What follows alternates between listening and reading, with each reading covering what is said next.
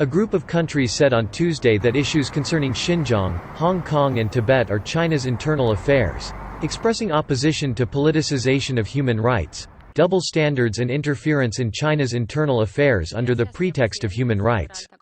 In a joint statement read by Cuba on behalf of 69 cross-regional countries, at the ongoing 50th session of the UN Human Rights Council, these countries said that respect for sovereignty, independence and territorial integrity of states, and non-interference in internal affairs of sovereign states, represent basic norms governing international relations.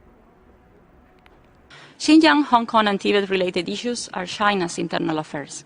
We oppose politicization of human rights and double standards, or interference in China's internal affairs under the pretext of human rights.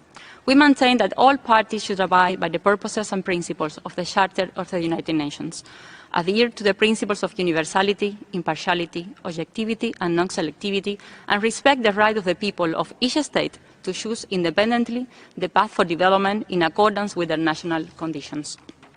All human rights should be treated with the same emphasis, with sufficient importance attached to economic, social and cultural rights, and the right to development in particular.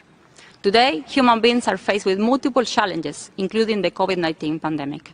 The international community should uphold multilateralism, strengthen solidarity and coordination, and respond jointly to global challenges, advance world peace and development, and promote and protect human rights.